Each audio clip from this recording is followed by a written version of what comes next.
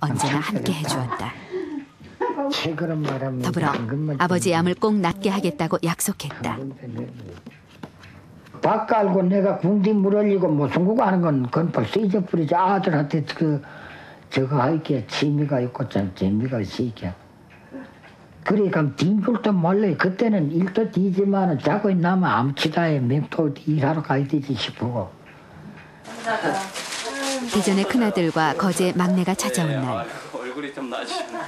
안 뻗어졌잖아요. 평생 자식을 위해 허리 굽혀 땅만 보고 살아온 아버지. 암이 자신들 때문인 것만 같기만 한데. 그래서 아버지를 암으로 잃을 수는 없었다. 갈 때까지 먼지가 많은 쪽에 일도 하셨었고 아마 또 그리고 피곤하신데 계속 피곤하시니까 면역력도 약하셨을 것 같고 그런 것 때문에 거라는 저희들 때문일 거라는 생각도 갖고 있습니다. 그래서 더 마음이 아팠었고 해드리고 싶을 수 있는 그 마음을 이제 표현할 수 있는 때가 됐는데 그렇게 보내드릴 수 없다는 거죠. 어떻게든 꼭 이렇게 잘 돼야 된다고, 잘 돼야만 한다고, 치료 잘 돼야 된다고 그런 생각이 가득했습니다. 하지만 위기가 찾아왔다. 폐에 피가 고여 각혈하길 수차례. 게다가 면역력 저하로 인한 폐결핵 때문에 입원과 퇴원을 반복해야 했고 가족 모두가 함께 꿋꿋이 견뎌냈다.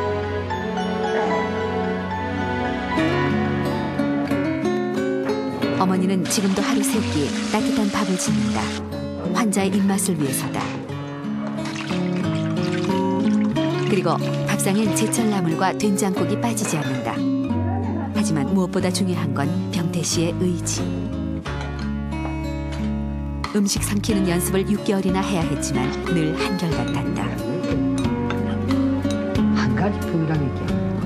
그럼 단 이겨내는 거는 내가 밥을 한 개라도 넘기는지 그게 살 길이고 못 넣은 것만 죽는 기라고.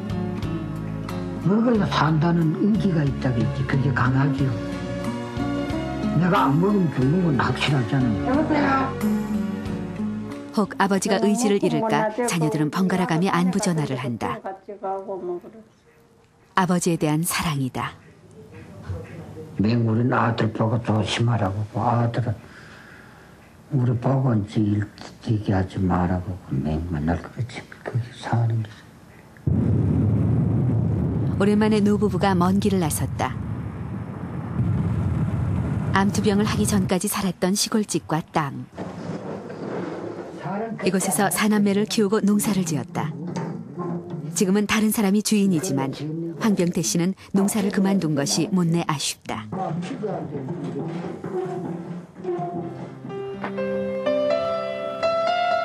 아직도 자식들에게 해주고 싶은 것이 많은 아버지 황병태 씨. 이어서 또 돈을 좀 주마가지고 아들 뭐 하다한테 학비라도 되고 좀 보탬되게끔 해주고 싶지만은 대신 지금 살고 있는 집 옥상에 작은 밭을 만들었다. 밭이라야 고무통에 담긴 모종이 전부. 얼음밭도 큰 밭이 없어 이게. 옥상이 큰 밭이래요. 그래도 이 작은 밭에 황병태 씨의 미래가 담겨있다. 그 많이 길 때가 또 돌아올란지도 모르지요. 그 이제 이래라도 해야 또 덜 잊어버리고 이게 하든지 이제 이래 실력적으로 해야 또 그 앞으로도 또 더 잘 길지 싶어가지고 그래 지금 연습하는 길이. 부지런한 농부 황병태 씨의 꿈은 이루어질 것이다.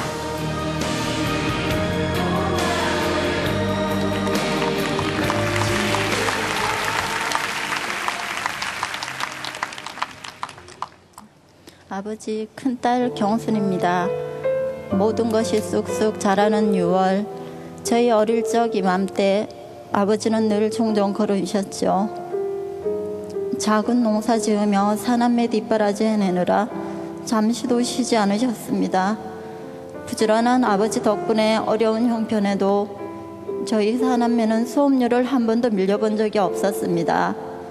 새벽부터 눈으로 밭으로 다니시면서도 학교에서 밤늦게 돌아오시는 저희들을 위해 하루도 빠짐없이 동구밭까지 마중 나와 주셨죠.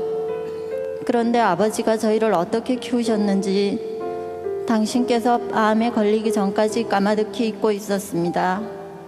처음 아버지께 병을 알리던 날, 그날을 저는 지금도 잊지 못합니다. 아버지는 내가 뭘 잘못한 게 있냐며 서럽게 우셨죠.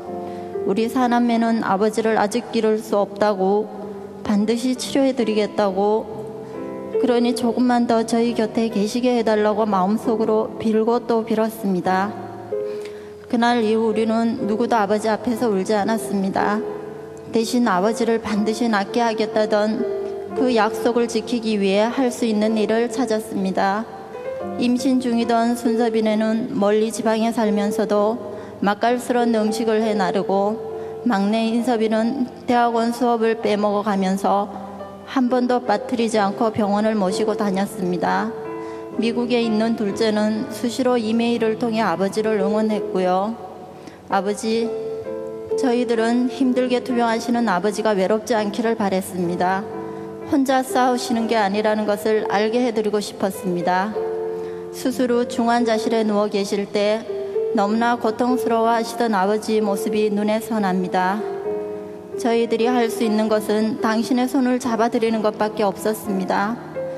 그러나 아버지는 모르실 거예요. 소나무 껍질처럼 갈라진 손이었지만 그 거친 손에서 온기를 느낄 수 있음이 얼마나 고맙고 감사했는지를 모릅니다. 아버지는 저희에게 그런 분입니다. 살아계시는 것만으로도 힘이 되는 존재입니다.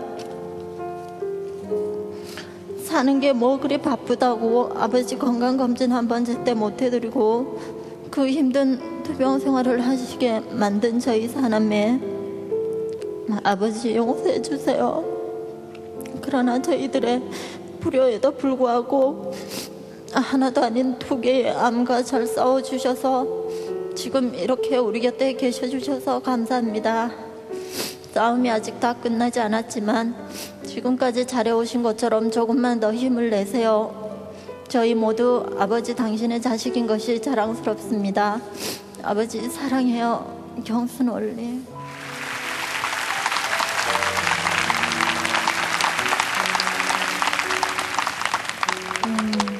아버님 투병 중에 참 많이 힘드셨겠지만 자식들이 참 많이 힘이 되셨을 것 같아요. 농사 중간에 그만두신 게 참 안타깝다 하셨는데 자식 농사 이만하면 너무 잘 지으셨습니다. 아무것도 한 건 없지만요, 아들이 그래 했기 때문에 제가 참 청와대까지 온 게 참 전 새로 태어나서 대영광을 이루었다고 생각합니다. 앞으로도 꿋꿋하게 아들을 위해서 제가 또 버팀목이 되고 앞으로 또 암 환자에 대해서 강하게 버티나가면 누구나 다 이겨낼 수 있다고 저는 생각합니다. 그리고 이쯤 와가지고 이래 해주신 걸 대단히 감사하게 생각합니다. 네. 우리 막내 아드님이신가요? 예.